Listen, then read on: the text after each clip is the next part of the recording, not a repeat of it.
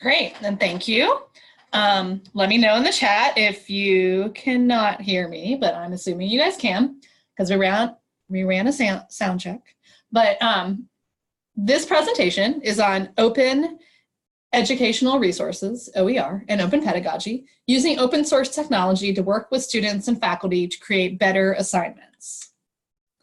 So, my name is Samantha Harlow. So I'm the online learning librarian here at UNC-Greensboro, but I also teach a course online for our School of Education currently. I teach one for graduate students, our LIS program online, as well as undergraduates in our education program.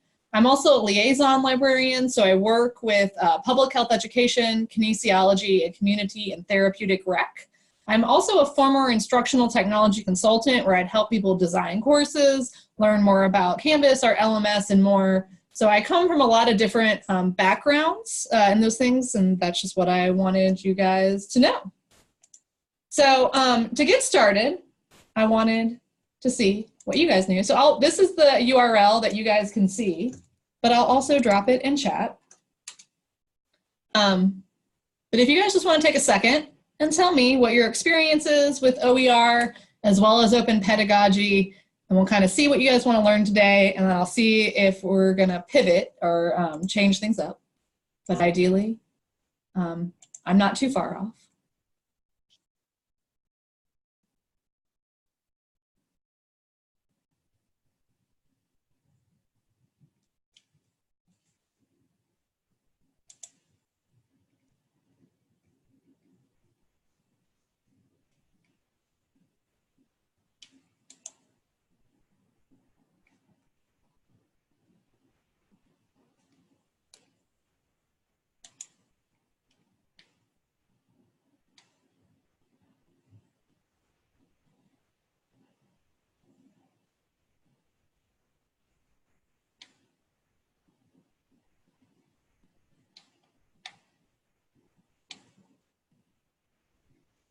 Okay, so I see most of you guys are filling this out. So a majority of you guys are librarians, some instructional designers, higher education staff.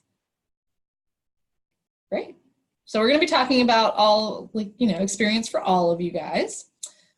So one of you is an expert. So great. So definitely feel free to chime in on OER. And then most of us are kind of more like in the getting to know open pedagogy. Great. That's what we're going to spend a majority of the time talking about. So in terms of what you guys want to learn, practices at other institutions, great. We're going to talk about that. We're going to talk about open pedagogy, introduction to it. Great. Support faculty with OER, approach at other universities. Great. Great. I am definitely focusing on open pedagogy. So we are on the right track. Cool. Thank you guys for filling this out. And definitely let me know if you have any questions in the chat. I have a multi-monitor situation going on, so you can just throw me questions in there as we go along, and we will have questions at the end. So the first thing is that just to make sure we're all on the same page about OER, it seems like most of you guys from the poll are at least familiar with OER. Here's the definition. OER, open educational resources, are teaching and learning and research resources that reside in the public domain or have been released under an intellectual property license that permits their free use or repurposing by others. So it's more also, it's beyond talking about just free stuff online. To be truly open, an online material, curriculum, learning object, anything that is considered OER needs to have these 5 R's of openness that David Wiley first wrote about: retained, reused, revised, remixed, redistributed. So it's not just enough to say like, oh, I'm using a free textbook. To be true users of OER, we want to promote using free textbooks, but we also want to promote people making things, redistributing things, putting clear licenses on things. I use and train a lot on the Creative Commons Choose license. And it's about educating people on copyright, right? Just because it's freely available online doesn't necessarily mean that it's a true OER initiative. So here's some links to some OER repositories. Again, I'm sure most of us are familiar with these. If you haven't, there is going to be a link to this presentation. I will share it with you at the end, but also you'll get it through the conference. But these are the big ones that you can go to for, you know, inspiration. None of these are library focused. So I know all of you aren't librarians. So a lot of these just are curriculum focused, online learning, object focused, textbook focused. So definitely be sure to check these out if you haven't. And of course, these are just some that I mentioned, some of the larger ones. So there's many, many, many more. So if you're working with a faculty, you know, in sciences, they have their own stuff.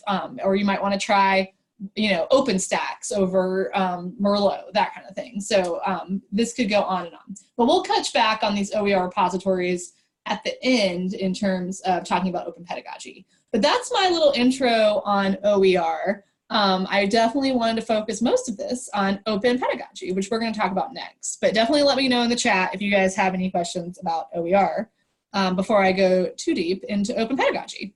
But saying that, open pedagogy is kind of moving OER forward and talking about teaching with these OER materials, specifically talking about disposable assignments. So disposable assignments are these assignments that students complain about doing and faculty complain about grading. They're assignments that add no value to the world. After a student spends 3 hours creating it, a teacher spends 30 minutes grading it, and then the student throws it away. So I know some of you guys are teachers, some of you are librarians, some of you are instructional designers. I'm sure we've all seen these, right? So this idea that we have a student, they're assigned a research paper, they do all the stuff they need to do that research paper, but then they immediately forget everything involved with that research paper. And they don't really learn to connect it to what they're going to end up doing in their careers or in their life in any way. So here's some numbers that I got from a presentation that I was on a panel with, which I cited at the end.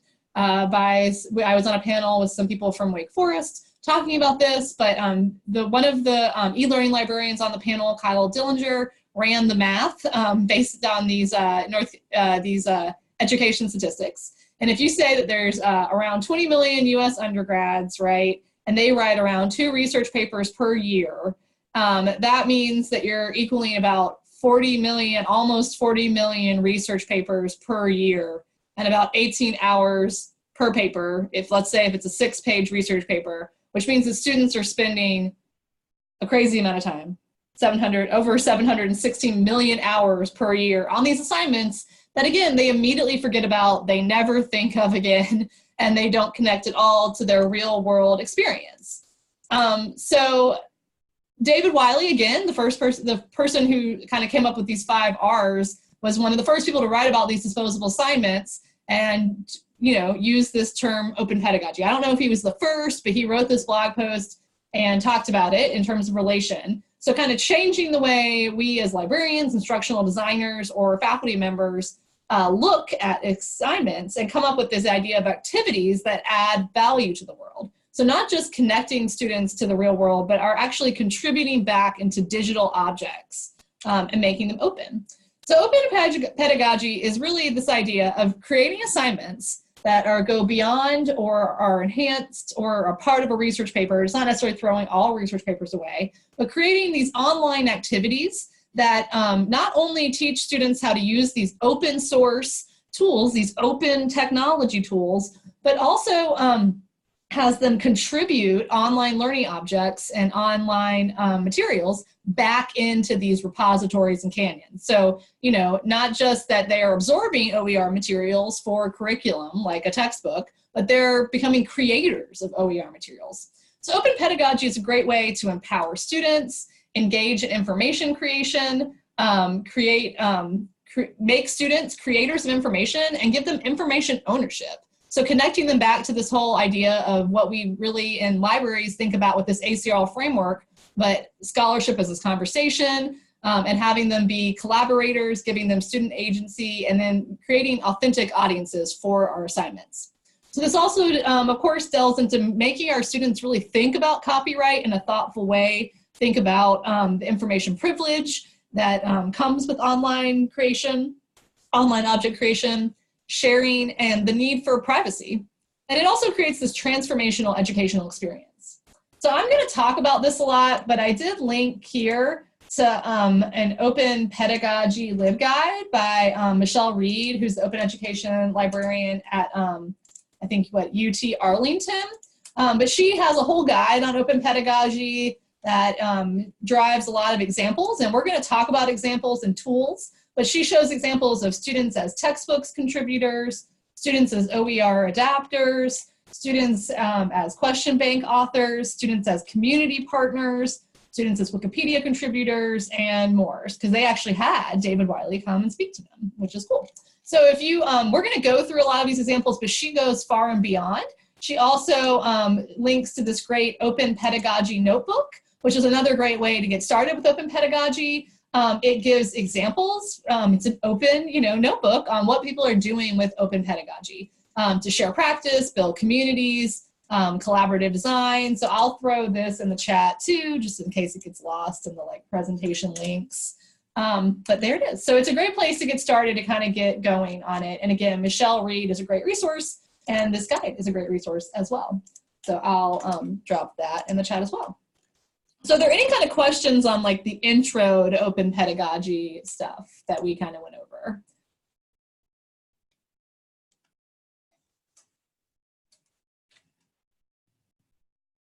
And just to kind of harp on this one more time, Open Pedagogy is asking us, all of us, right? Instructors, librarians, instructional designers, students, to think about our roles as creators, users, and contributors back into these OER canons, these kind of repositories that I've thought about, to think about information, visual, and digital literacy as we're also creating these objects, which we'll talk a little bit more about. Okay, so as a librarian, I thought I'd also mention that this is really geared towards all of us, right? People teaching online, people in the library, faculty, instructional designers. But thinking about it in terms of that, in the library, most of our instruction is either one-shot or course integrated. Some of us also teach, 4-credit information literacy courses. But with both, you can think about it in these different ways, right? So for one-shots, where you might not be as integrated with a class, you're only coming in and talking one time, you can think about modeling Open Pedagogy with some of these tools that we're about to dive into. You can also create active learning sessions using open source tools, again, that we're going to dive into these tools. You can also think about course integrated. So if you're teaching a course or you're embedded in a course, you can create these information literacy assignments with an Open Pedagogy slant, right? Again, having your students create a final product that actually is going to contribute back to these fields, which again, we'll go over examples. Okay, so now that we've talked about what Open Pedagogy is, what I mean by Open Pedagogy, we're going to look at some open tech tools that you can use to create Open Pedagogy or open assignments. So again, just let me know if you have any questions in chats. Seems like this might be shorter than 45 minutes. So we'll have time at the end also to talk and share ideas and maybe go into more detail. The first one I want to talk about is something called hypothesis.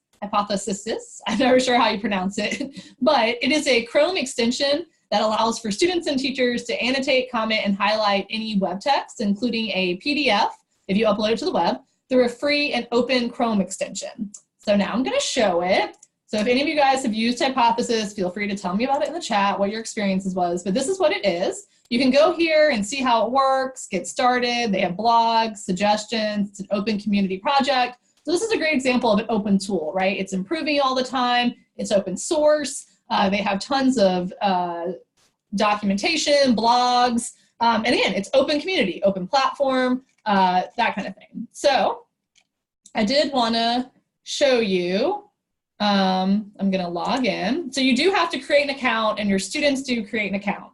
But once you're logged in, you'll start seeing this little Hypothesis tab anywhere you go on the internet. So if you go, this is an example of a training I did, right, where you can put your annotations in there.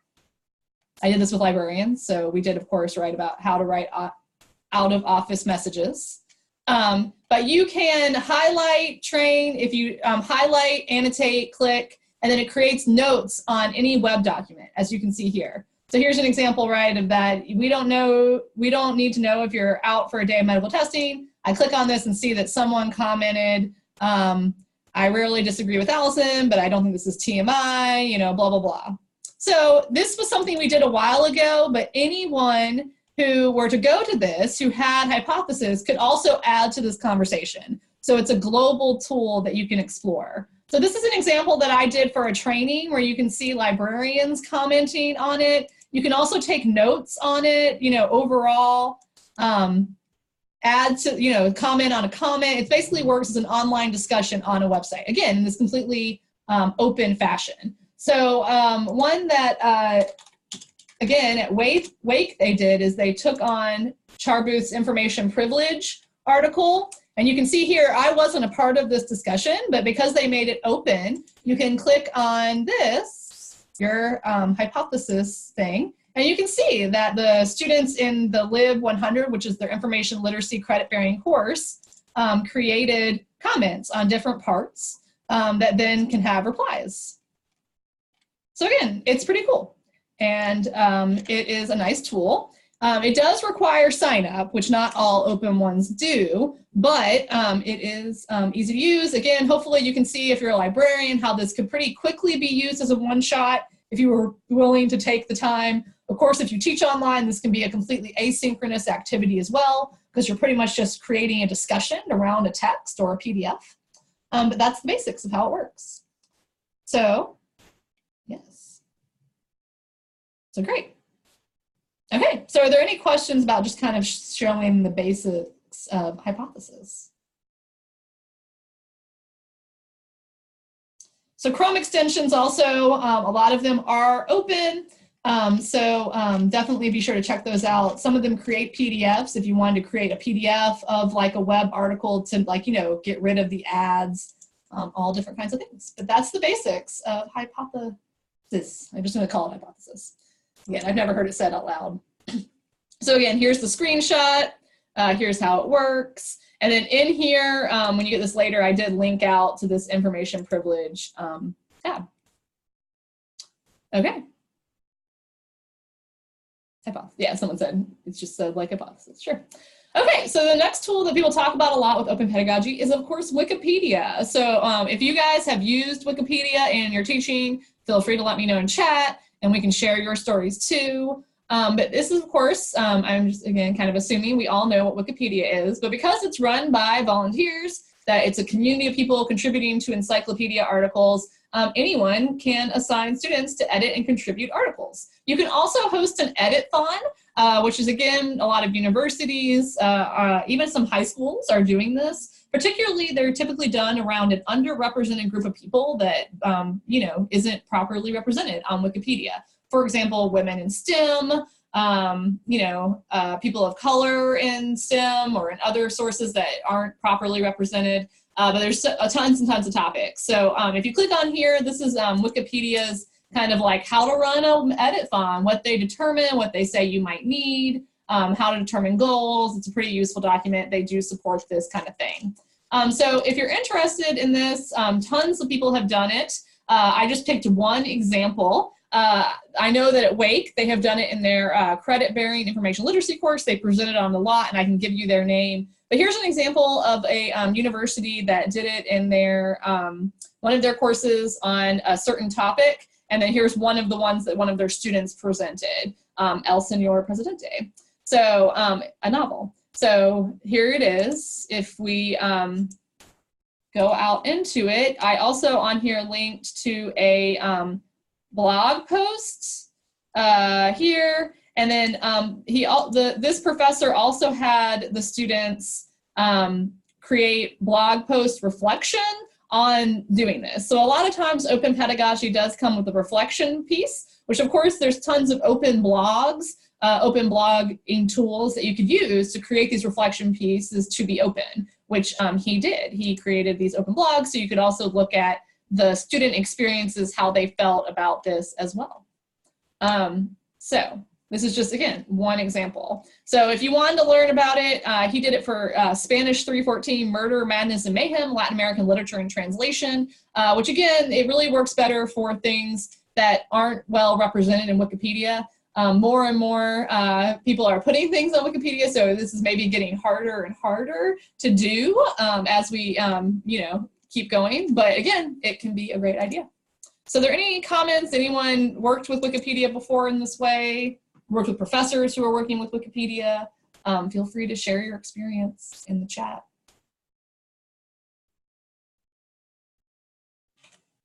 Okay. So another open tool that I like to use is NightLab. So NightLab is a digital lab based out of Northwestern that was started by a professor, but he worked with, I think it was, yeah, he worked with students to create a suite of open digital storytelling tool. So there's a lot of them. They have a mapping tool, they have a story, you know, a lot of different story tools with images. But the one I'm going to talk about today is Timeline.js because it allows for students to create a digital and visual timeline using Google Sheets, which of course timelines are something that can definitely be useful for students in history, but even in beyond. I work with a kinesiology class where we're talking about using it to do a timeline of NCAA coaches, you know, so like events in their life, significant achievements. It's a course about coaching, sport coaching. Cross-listed with entrepreneurship. I've also worked on it with a public history class where we've done stuff on working with public health history. So it's really easy to use. You just hook it to Google Sheets. Here's an example of their one on women in computing that I took a screenshot of. But you can go to their website. And you can click right here on Make a Timeline, and it shoots you out into instructions. It gives you a Google Sheet template where you just input it. You can see it in live time. They give you tips and tricks. They have a nice little video here. They also give you examples. So you can see here that all these different news sources are using them all the time because, again, it's an open and free to use tool. You don't even have to create a login. So, again, working with students, it's really nice because no login. And more. So like you could go here and see there's Whitney Houston.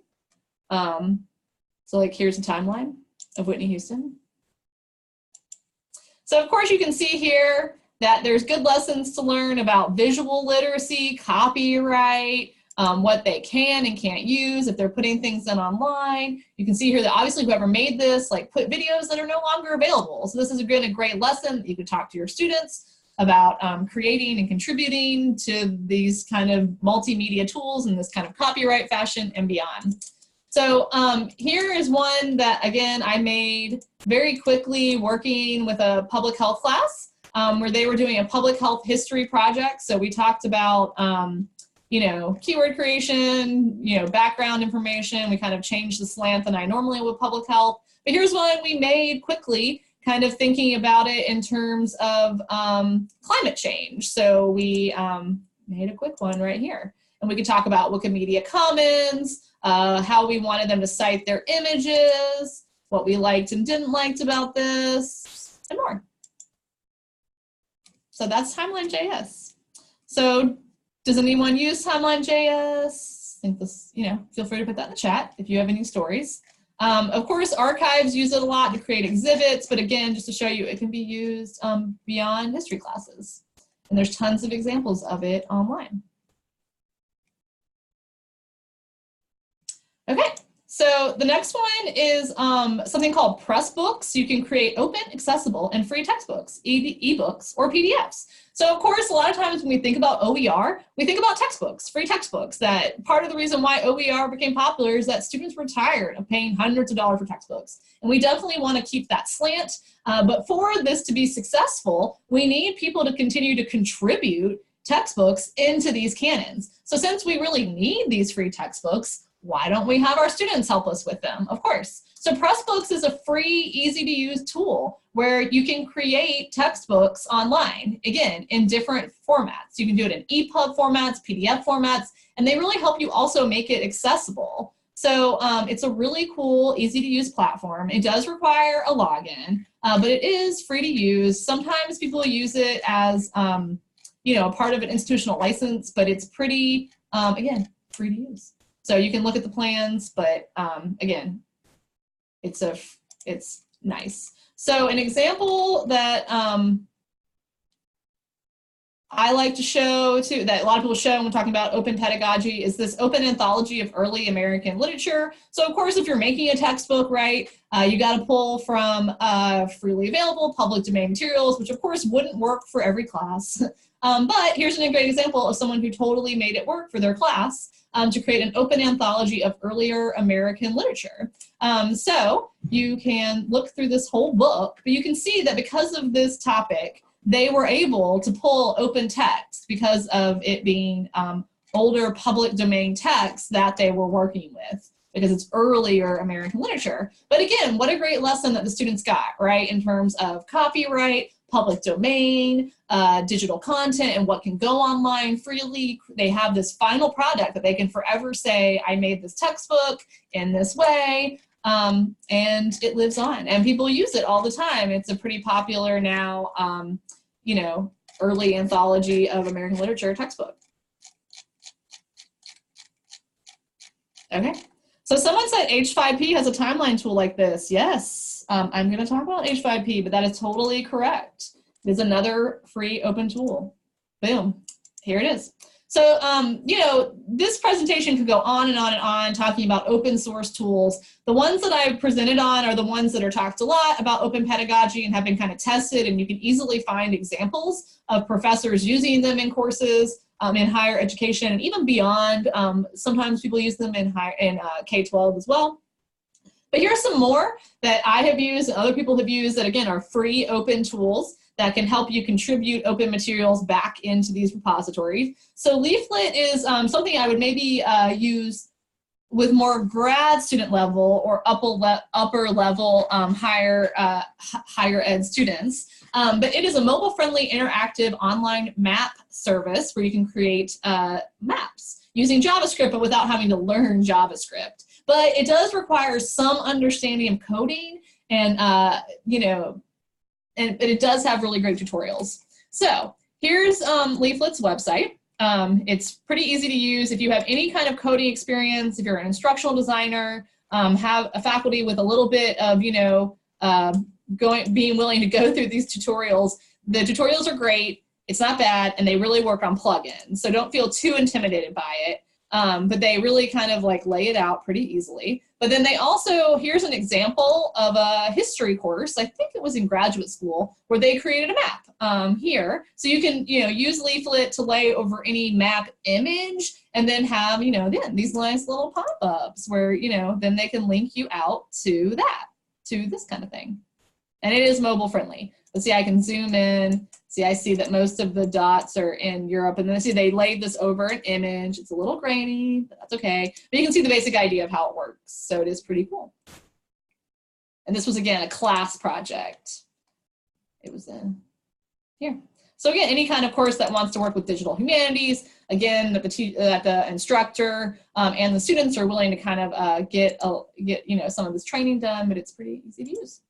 So of course, someone mentioned H5P. So it is a free open tool that creates interactive, accessible, and open HTML5 tutorials for videos, questions, timelines, maps, all kinds of things. So you do have to create an account to create the tutorials, but it's pretty good.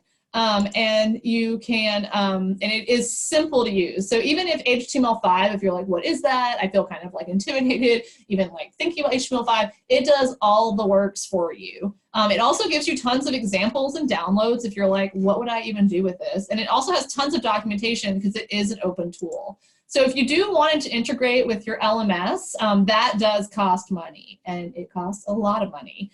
So I just avoid that. Because we do not have it here at UNCG. But if you want to look at the kind of things that can be done, they have, again, course presentation is one I use a lot, but they also, again, do all these different basic content ones. So even if you just wanted to create a quick little like drag and drop word, find the hotspot, flashcards, iframe embedder, excuse me, all these different things, personality quiz. You could have your students create these kind of interactions again, and then once they're created, they just create, create bed code for you, and they create a free URL that anyone can access. So again, you could contribute these back into repositories, embed them on LibGuides, link them from your website, link them from your LMS, all these different kinds of things. So it's really easy to use. It's also very accessible. They make it very clear what is accessible and what isn't, and even the stuff that it seems like you're like, oh, drag and drop, that doesn't seem like it could be accessible, it is pretty good. So here's all of this different stuff you can do. So they are clear on that, you know, one of their stuff is not okay, or ADA compliance, or for WCAG 2.0 compliance, that they're working on it, and so on. But see, like a lot of their stuff is great. So you could just avoid the stuff like image sequencing, but then they tell you it will be in the next update. But their hotspot is pretty accessible. No, it's not, just kidding. Okay, so that's another one. So New Google Sites is one that I use with my graduate students for them to create these kind of more authentic assignments. It's a, you know, any free website creation site would work, but if you're at a Google school, then it will work great with that because your students already have an account. But it's a, you know, easy to use website creation tool that is mobile friendly, pretty accessible, requires no coding skills. So the assignment that I work in a class that's a makerspace course for our LIS program, and our final product that we have them make is a, they, you know, propose a makerspace, either real or pretend, and then they make a website about it. And then again, ideally then they could use this website as they become librarians and do that there. So yeah, someone pointed out that H5P, if you use Moodle, it is not expensive. You're right. If you have Moodle, it integrates in there automatically. And I'm sure someone at App could talk more about that. I'm jealous because H5P is awesome. So these are just, again, 3 more open tools that I'm not, you know, we could go all day long. If people want to throw other open source tools into the chat that they've heard of, or and think of ideas that they have in terms of this, this was just kind of an idea to get us all started, to think about examples. But that's my spiel about the tools. So I kind of mentioned this throughout my presentation, but I do want to pitch for, of course, creating accessible online learning objects. So, you know, OER has been around now for a while, and we have, we and our students are content creators, but I'm sure some of you have heard about this or talked about it in other presentations today. But just because our students like maybe are all like on their cell phones all the time doesn't mean that they're digital natives, right? It doesn't mean that they necessarily are experts on creating videos or websites or that kind of thing, especially when we're talking about these things like copyright, you know, privacy, and especially accessibility. So again, we have tons of librarians, instructors, and now even students making online learning objects, right? Like it, you know, you can make a video on your phone, you can now quickly make a website, but that doesn't mean that this stuff is all accessible for all types of learners. So I have some links on here that if you don't know a lot about accessibility and connecting it to OER, these are some good places to get started. Universal Design for Learning, or UDL, is a great framework to think about learners of all types. And they also have guidelines that help you really think about your online learning objects, your curriculum, in a way that kind of checks off the boxes. So if you haven't looked at the guidelines, definitely take a look. They're on CAST websites. I linked out to them. But you know, UDL is definitely asking you to think about creating multiple forms, multiple means of engagement, representation, and action and expression. And then these guidelines are great because they're just like, think about exactly how you're gonna activate your supplied background knowledge, that you're gonna provide multiple media for communication. And then if you click out into it, they even give you like specific examples and then checkpoints. So it's a really easy to use guideline to think about. I also linked out to a site that makes you think about accessibility and OER. So they talk about the UDL connections, but they also talk about the biggest problems with accessibility and OER and how that can hurt the adoption of OER. So it even thinks about, like, again, making them accessible for all learners in terms of locating them with metadata, and then, you know, accessibility, you know, making them ADA compliant, or again, with their online WCAG 2.0 compliant. So again, if you don't know anything about that, if you're thinking about creating this kind of assignment, working with your students, this is something that I recommend that you kind of build into it so that you make sure your students are learning about this, since we're asking them to kind of be content creators in this way. So the last link I have here is something called Flexible Learning for Open Education, FLOW. This was brought up to me in like an online discussion that I facilitated through NCLA by a librarian. And I love it. I'm obsessed with it now. But it's a guideline of thinking about creating OER materials, open education, and creating it in this inclusive fashion. It links out to all these different resources within here, including a GitHub to think about different things they have here. All these different links that can go on and on. Learner options, inclusive design center, inclusive design. So this is something that if you haven't checked out, I would definitely think about it. If you are interested in inclusive design, because ideally if we're creating these open experiences, if we're using OER in our classes, if we're promoting our instructors to do this, we're really passionate about creating these more inclusive online spaces for all students. So I definitely recommend this resource. It's a lot because, I mean, I've spent like an hour on here just clicking around, but everything I've ever clicked on here is just super useful. So check it out when you get a chance. Okay, so, so moving forward, we as, professionals in higher education, whether you are faculty, librarian, instructional designer, thinking about this, it's a lot about training, right? Like I'm here talking about my experience with this, what I've learned from other people, but I would love it if we all turned around and also did similar workshops to this with librarians, instructors, graduate students. The more people know about these things, the better. So of course, a lot of the confusion of open comes from not understanding copyright and Creative Commons. So I've seen more and more that libraries are hiring OER people, scholarly comm librarians. So if you're an instructional designer or a faculty member, be sure to work with them. They're typically great. And think about how we can educate people on these things. So another thing about open pedagogy, training and using OER is that, like I said at the beginning, modeling open instruction, even if you're just doing kind of like a one-shot, but if you're an instructional designer, faculty member who just loves making online learning objects, like creating open online learning objects and then contributing them back in OER repositories is a great way to teach students about this without necessarily having to do a whole open pedagogy assignment. It also adds back into the repositories. So a simple way you could do that is using that Creative Commons Choose link where you can put your Creative Commons license on a video, an infographic, whatever you want to make it clear that it can be reused or not, if that's what you prefer. And then also going to these OER repositories and submitting your stuff. There's a lot of great stuff for information literacy, like the Information Literacy Sandbox, that kind of thing. So just again, kind of being contributors back into that. And then of course, working with your instructional technologist or instructional designer. I should have said that. I think I just threw out the word instructional technologist, but all three of us, right? Instructors, librarians, and instructional technologists can work together on this. And then at UNCG, we do have OER grants.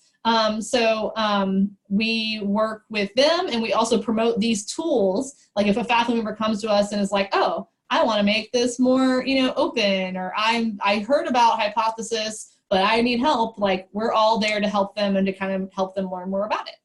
And then again, to help kind of get rid of these costly textbooks.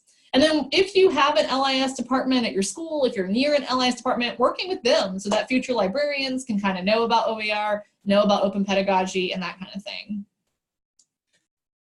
Okay, so I promised you all at the beginning that you get a link to this with all the links and ideas and screenshots so that you can go back to your institutions and think about it. So there it is. This is the presentation. And that's it. So are there any questions? I did finish early. I thought I would. And also after this, I thought about doing an activity, where we would think about like what we would do in our class or in one shot. But again, if you're thinking about this or have any ideas from this, be sure to throw them in the chat. Again, any questions?